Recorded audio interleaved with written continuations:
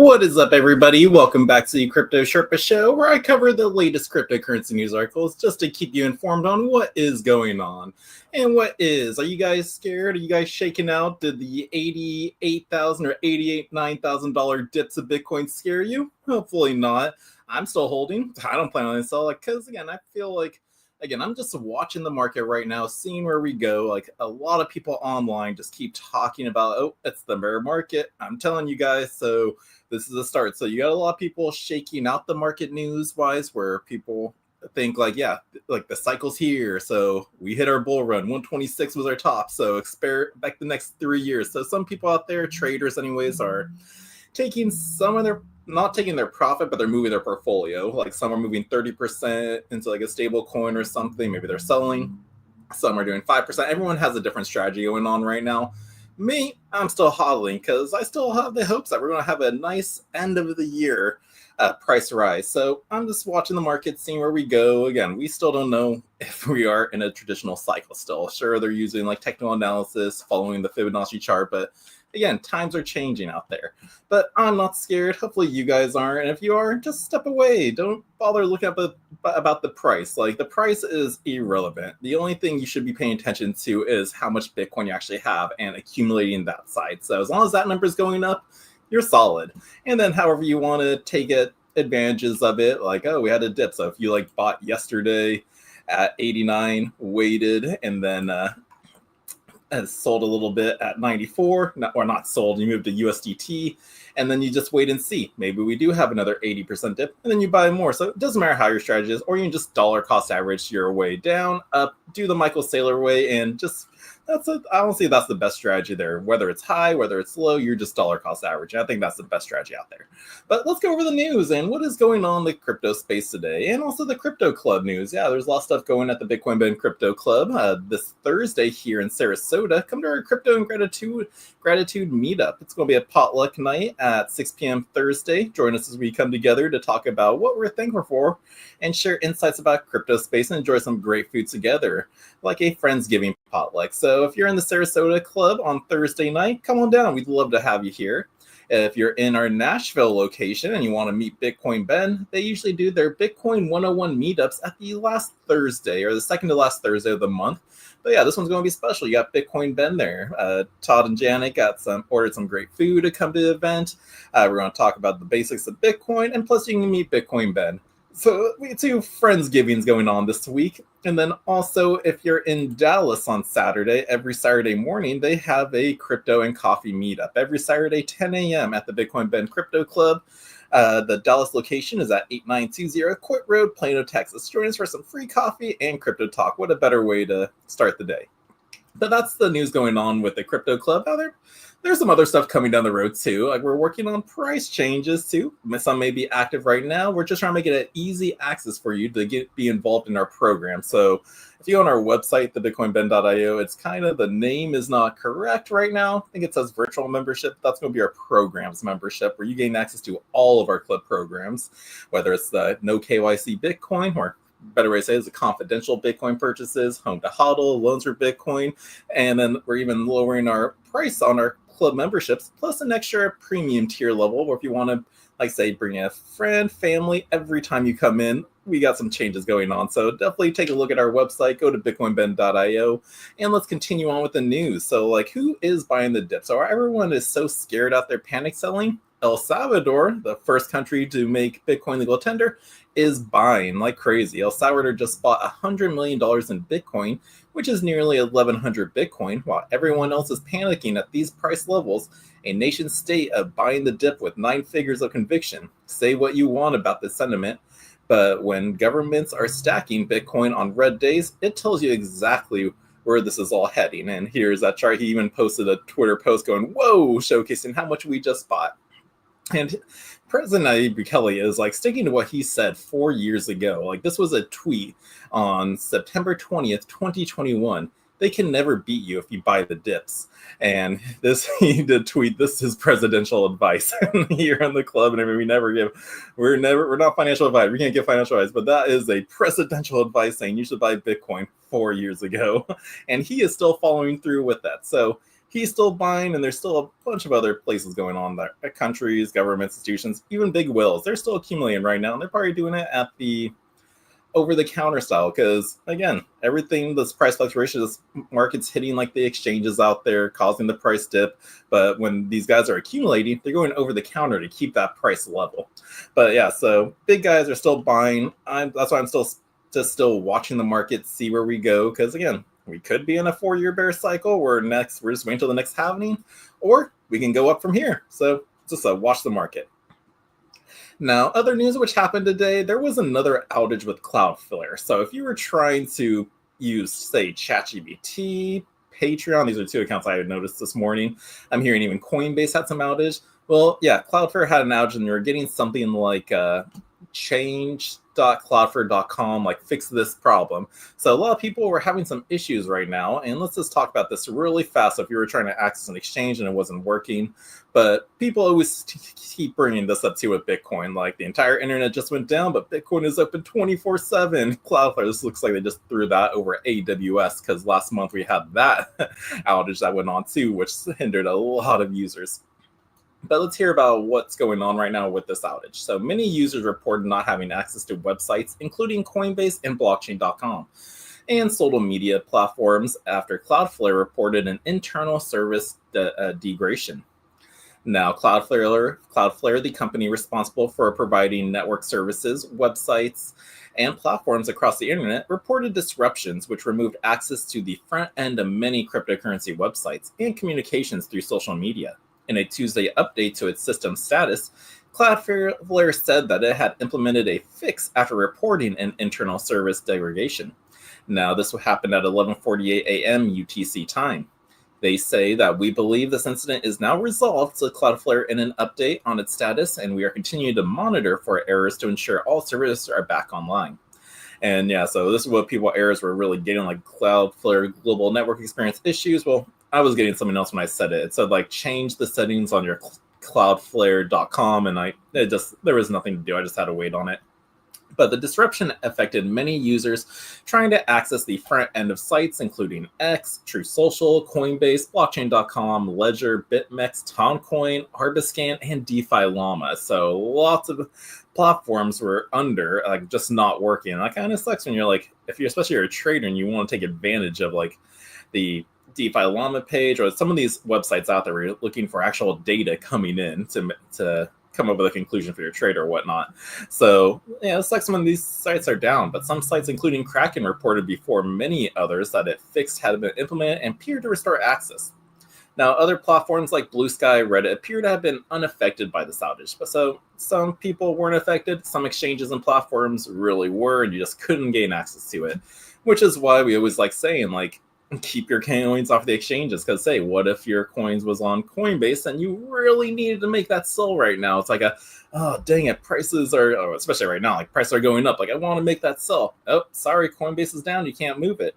Rather, if it was in your own self-custody wallet, that's still free to use. Like cloud service didn't affect that. AWS doesn't affect the chain. So you can just go to another platform, which was working. So I didn't see that Uphold wasn't down. I didn't see that Cash App wasn't working. So you got more freedom when it's in your own self-custody, rather than if you left your money on Coinbase, you couldn't gain access to it. So this is why we always say get your coins off the exchanges. Sure, it takes more responsibility of protecting your seed phrase, keeping it safe, not falling for phishing attacks out there. So you take on the responsibility, but you are in full control when it's in your own wallet and you have the keys to it. So that's what happened with Cloudflare and the outage going on. If you experience some issues today, just keeping you informed on what's going on. Now let's talk about some altcoin and crypto news going on in the space. It looks like MasterCard taps Polygon to turn clunky crypto addresses into simple usernames. Let's hear about this. So MasterCard is rolling out a verified human-readable crypto alias to self-custody wallets using Polygon for on-chain support and Mercurio for identity verification. Now, MasterCard is expanding its crypto credentials program to self-custody wallets, allowing users to send and receive cryptocurrencies using verified username-style aliases instead of long-awaited addresses. Now, Polygon will be the first blockchain to support the rollout, while payments firm Mercurio will handle identity verification and issues the aliases to users. Now, according to a Tuesday press release shared with Cointelegraph, By streaming wallet addresses and adding meaningful verifications, MasterCard crypto credentials is building trust in digital token transfers. And that was said by Raj Damodaran. I'm sorry if I can always butcher these names. But he is the Executive Vice President of Blockchain and Digital Assets at MasterCard. Now, once verified by Mercurio, users can link a human-readable alias to their self-custody wallet or request a soul-bound token on Polygon that proves the wallet belongs to the verified individual. Now, here is a tweet by Polygon announcing the big news, which MasterCard chooses Polygon to launch username-based transfers in self-custody wallets. And there was a video to this. Let me see if I can find this video really fast, because I actually want to watch it. So this was on Polygon, because that was just a photo of it, so I really couldn't click on it. So let's take a look at that one before I finish off the article. So Polygon, where is that? Okay, Revolut chooses Europe's largest fintech and stable coins, but where's the MasterCard announcement? Europe's largest, Revolut, big news, MasterCard, here we go. Okay, so send crypto. So there's your address. And didn't work, but meet MasterCard username, simple and secure address. So instead of taking your public address, let's just make it alice.mrc.mastercard. If anything, that seems harder to type in than just copying and pasting the public address and then verifying first four, last four. Oh, those look good. Okay, send. But okay, some people prefer usernames. Cool. So I guess that's what it's going to be looking like. But MasterCard aims to make self-custody and crypto transfers safer. So MasterCard said that the move is aimed at reducing errors caused by copying long hexadecimal addresses and that the system is designed to function more like traditional payment rails. Now, this partnership marks the movement when self-custody becomes simple, said Mark Boron, CEO of Polygon Labs. Now, Mercurio, the first issuer for the program, said the rollout reflects rising demand for secure but user-friendly crypto experiences that don't require giving up a wallet sovereignty. Now, MasterCard has been accelerating its crypto strategy throughout 2024 and 2025, launching debit cards with Kraken across Europe and partnering with MetaMask on self-custody payment cards. Now, MasterCard also taps Chainlink to bring on-chain crypto purchases. So in June, MasterCard partnered with Chainlink to enable its $3 billion cardholders to buy crypto directly on-chain, marking one of the credit card giants' largest step into Web3. Now, the rollout relies on several Web3 partners, including Shift for Payments, Swap Finance, XSwap, and Zero Hash. With Zero Hash supplying on-chain liquidity to convert the fiat into crypto, Chainlink said that the version available through Swapper Finance is fully non-custodial and uses accounts abstractions to make the process familiar for everyday users. That is a lot of third-party partnerships to make that done. But again, MasterCard is a centralized business run by some CEO company out there. It's their own entity that they can make the changes to however they please. But again, it's like how the banks do at the same time. It's like they're going to be using third parties to kind of still match the traditional system. Versus if you just have everything in your own wallet, you do everything on-chain, it just goes peer-to-peer. Here's your wallet, there's the other wallet, and the blockchain in the middle did the transaction, verified it, and sent it over. That's it. But I guess with these option, you go to the centralized side, they're still adding a lot of middleman in there. When if you just do the DeFi space, actually know about it, you don't even need all that middle stuff. But hey, well, congratulations, MasterCard, and just continuously increasing into this blockchain and crypto ecosystem. And yeah, let's see how this partnership goes along with Polygon. Now let's talk about Aave Labs. What is this company doing with Apple? But it looks like Aave Labs announces an app released on Apple's platform, feature and expectation. So Aave Labs, the developer behind the decentralized cryptocurrency lending platform Aave, announced on Monday its intentions to launch a new app on Apple's Apple Store. Now, what is it? So Aave Labs introduced a savings style app. So according to a report from Fortune, this new product is designed to function similarly to traditional savings accounts, but with higher yields than those offered by traditional financial banks. Now, users can earn a minimum interest rate of 5% on their deposits, which can then be funded through bank accounts or debit cards. This app will utilize stablecoins alongside the Aave protocol to offer the financial service. Now, Aave has established itself as a key player in the decentralized financial and crypto lending sectors, boasting over $3.23 trillion in cumulative deposits, nearly $1 trillion in total originated loan volume, and billions of dollars in total interest paid, according to the platform's website. Now, while DeFi protocols often provide users with higher interest rates compared to conventional banking, they also carry heightened risks, such as the potential for hacks and the absence of government backing. However, Stanley Kolachov, I'm going to call him Stanley Kolobov. Now, the founder and CEO of Aave Labs assured users of the protocol's safety. He pointed out that Aave has never encountered any exploit in its 5-year history, emphasizing the dual layers of security related to both the market economics and the software code, which has been audited by multiple companies. Now, traditional financial giants are adopting crypto. The forthcoming launch of the Aave app arrives at a time when the gap between traditional financial institutions and crypto-native firms is closing. Major players like BlackRock are adopting Bitcoin through the exchange-traded fund sector. Stripe has integrated stablecoins into offerings, and JP Morgan Chase has been actively developing blockchain solutions. Now, in response, crypto firms are increasingly focusing on attracting the mainstream customers. The U.S. crypto exchange Kraken, for example, has newly introduced its own payment app, while various others are working to create bank-like products using stablecoins. Now, Kolikov remarked, typically DeFi has been accessible to the very savvy and professional users. Now, the next step for DeFi is to bring more direct access for the consumers. Now, Kolikov, a figure in DeFi's movement since the launching the protocol in 2020, has expanded the company's offerings to include a crypto wallet, a decentralized stablecoin, and a protocol for social media. Now, in October, the firm made headlines by acquiring the stablecoin company Stable Finance for an undisclosed amount. Kolikov noted that the acquisition also enhanced their consumer-focused experience, allowing the team to move more swiftly and improve their product offerings. Now, while the broader crypto market continues its downtrend, the price of Aave saw a 2% uptick following the announcement at the time of this writing, and it was trading at $171.87 per coin. Up 2% Aave. Let's take a look at that crypto bubble, see if they actually made it on that chart. So let's see, where would Aave be? If you got a 2% increase, you should have at least a half of this bubble size. Can anybody see where Aave is, guys? Can anybody see where it's at? Let's see, APT, AVAX, Trax, Ondo Sci. I do not see Aave. What number is even Aave on the chart? Hold on. Let's just actually go here. Aave. Boom, number 38. So it should have been there.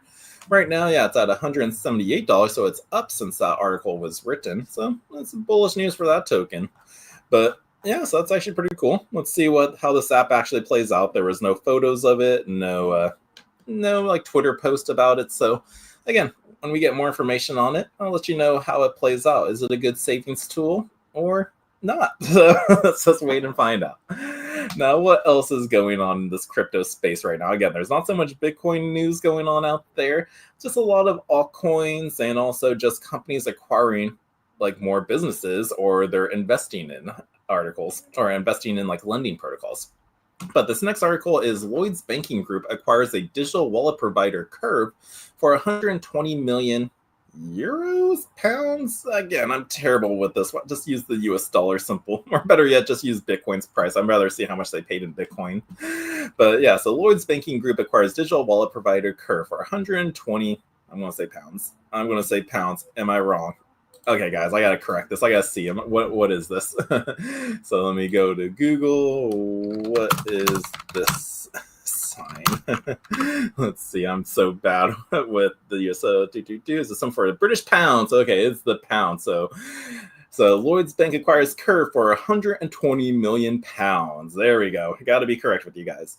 Now, Lloyds Banking Group has agreed to acquire digital wallet provider Curve and a $120 million pound. I can't say that correct. I always want to say dollar. 120 million pounds deal finalized on Monday, November 17th, 2025, marking one of the bank's most significant moves yet in its push to modernize payment infrastructure. Now, the acquisition is part of Lloyd's broader strategy to reduce reliance on third-party payment providers, most notable Apple Pay, by bringing more of its digital wallet capabilities in-house. Now, Curve's technology will allow Lloyds to integrate multi-card features, enhance user control, and consolidate spending tools directly into its own apps, giving the banks far greater control over customer experience data.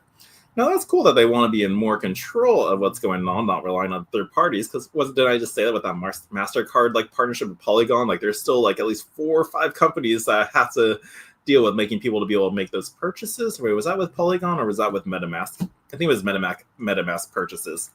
So it's like, oh yeah, it's like you're so many middlemen doing this transaction. So it's nice when one company can just do it all in-house, no more things. But yeah, so that's pretty cool that they're doing this. But despite Kerr's prominence in the fintech sector, the agreed purchase price of £120 million came in lower than both its 2023 valuation of £133 million and the total capital the company has raised since its launch in 2016. Now, this discount has sparked criticism from several early investors, including IDC Ventures, Curve's largest external shareholder. Now, for Lloyd's, however, this acquisition represents a strategic opportunity to accelerate its capabilities in digital payments race, as traditional banks increasingly compete with tech platforms for control over consumer financial interaction. So institutions and banks out there are playing big games right there. Like they don't have time to make their own wallets. They don't have time to make their own exchanges. And so this is just like a business tactic where also like it's not just institutions, but businesses. They acquire companies that say maybe already have a product that they want to use. They may have a license in a certain country, so now they don't have to apply for that.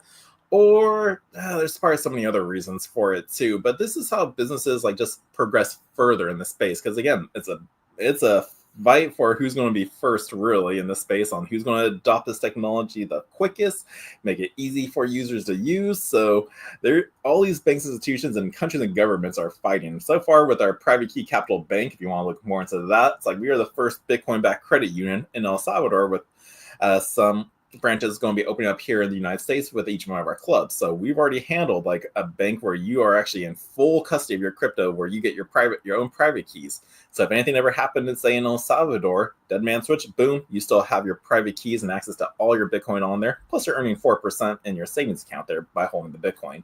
So again, the fight is on right now with banks, institutions, countries, and again, we're going to see more news about just companies either investing in platforms or acquiring businesses just to get that certain product or technology that they need to push them a little bit further. So that is Lloyd's banking news. Now, talking about like, or either investing, if they're not acquiring it, they're investing in other groups. Tether invests in LEDN to boost its Bitcoin-backed lending protocols. So let's hear about this. So Tether Ltd. Announced a strategic investment in Bitcoin-backed loan provider LEDN Inc. on November 18th, aiming to enhance Bitcoin lending and expand credit accessibility in retail and institutional markets. Now, this investment positions LEDN to leverage Tether's vast resources, potentially catalyzing growth in Bitcoin-backed lending, with significant implications for market dynamics and institutional engagement. Now, Tether's strategic move into Bitcoin lending's market. So Tether is a major player in the cryptocurrency space, and it announced a strategic investment in the Bitcoin-backed lending platform LEDN. This investment is aimed at expanding lending options and increasing credit accessibility in both retail and institutional markets. Now, Tether's involvement highlights its commitment to scaling Bitcoin-backed financial products. This investment aligns with Tether's strategic direction in democratizing finance and enhancing liquidity. Now, by targeting Bitcoin, a heavily traded digital asset, Tether is poised to enhance the accessibility and reliability of cryptocurrency-backed loans in the financial sectors worldwide. Now, Paulo Arduano, the CEO of Tether, highlighted the involvement of major financial institutions and said that major financial institutions and banks will be able to fully unleash the power behind assets like USDT. Now, this statement emphasizes Tether's intention to capitalize on large-scale utility with stablecoins. Now, Bitcoin's price and potential of the regulatory impact. Did you know that historic expansions by Tether has increased its physical assets reserves? Now, this tradition continues that Tether uses its reserves to fortify new lending channels and consistently blending crypto liquidity with real-world finance. Now, according to CoinMarketCap, Bitcoin's current price stands at around $91,000, and I think now today's price at this time of me recording is at $93,384. And so with the market cap still over 1.82 trillion, demonstrating its dominant position in the crypto market, despite a recent 3.4% price drop in the 24 hours and a significant decrease over the last 90 days. But Ethereum still hasn't shown material impacts directly related to this investment, but the CoinKu research team forecasts a potential technological advancement and regulatory considerations stemming from Tether's move into blockchain, enabling settlements that speculate that further integrations across financial markets could emerge, backed by the historical precedents in the trade finance. So Tether is expanding the lending platform. Again, a lot of stablecoins are doing this. So yeah, who else does even lending with their Bitcoin? I think Strike, I think, does some Bitcoin lending. Who else? Salt Lending is another company that allows you to borrow against your Bitcoin. And again, we're going to be getting more of these, but you got to do it right and smart. Like right now is the best time to borrow against your Bitcoin when prices are low, because when prices go up, that reduces the loan amount. So whenever prices dip, these are the times to probably consider borrowing against your Bitcoin, because we know prices will eventually go up. Again, we don't know when. Again, is this a 4-year cycle coming to fruition? So we're on a downward trend until 2027, 2028? Or this is just a little, just one last final hoorah, because a lot of people are saying this online, like, this is your last chance. I think it was one of the Winklevoss twins said this is your last chance to get it under 90,000. So there is a lot of speculation out there for where we are truly heading. So just keep watching the markets, and this could be the right time to borrow against that Bitcoin. Just not financial advice, not telling you to do that.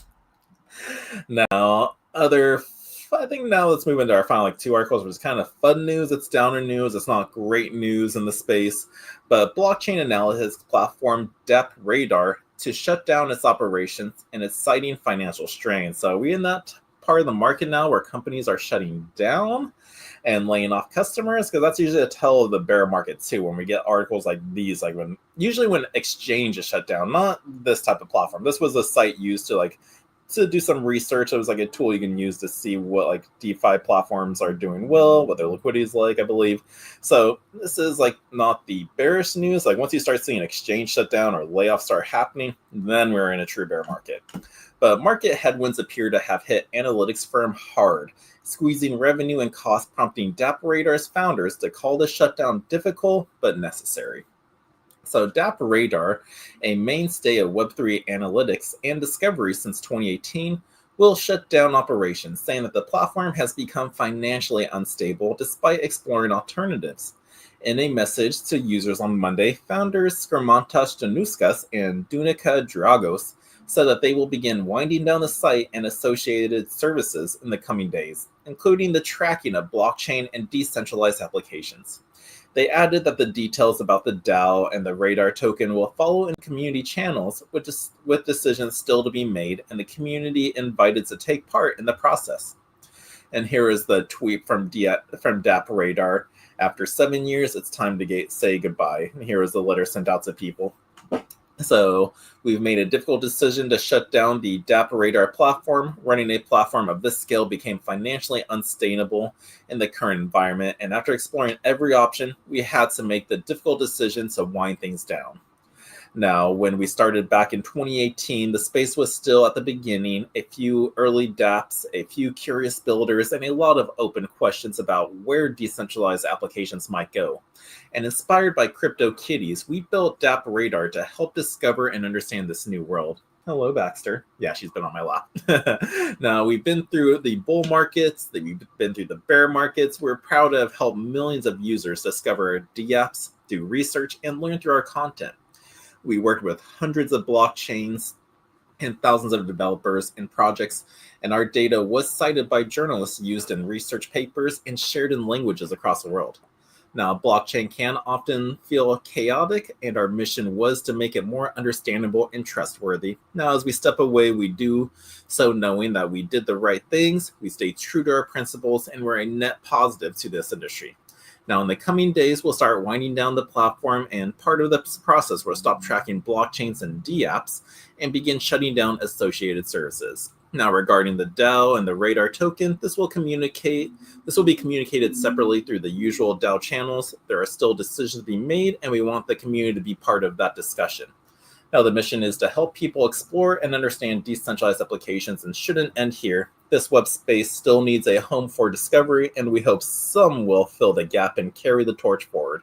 To our community and partners, our investors, and everyone who believes in us, Thank you for trust, your feedback, your patience, and your energy. You made this journey memorable. So it is sad to see this platform go away. But DappRadar offered real-time data across DeFi, NFTs, and gaming projects out there. So they did play a part in this crypto's evolution. Just like they did a lot. It allowed people, it was a tool people can use just to track data across DeFi, NFTs, gaming projects out there.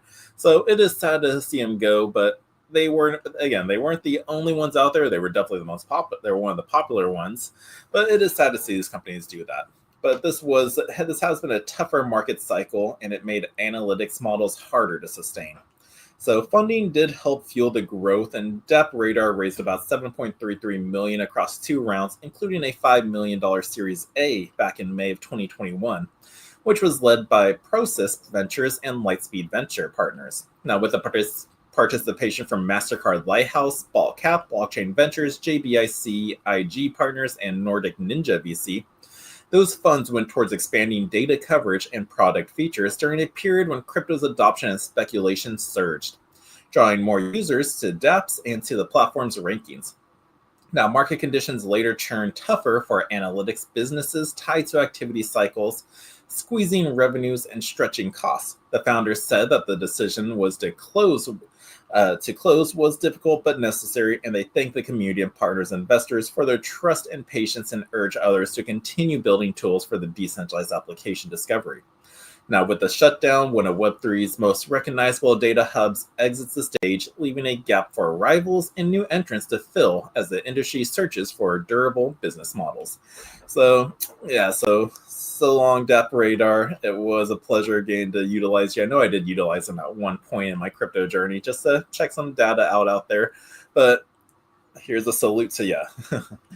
Now, let's move on to our final news article right now on, is this going to be more bearish news for the price action? Like, we're going up from Bitcoin's price right now. It seems to make its way back up to 94,000.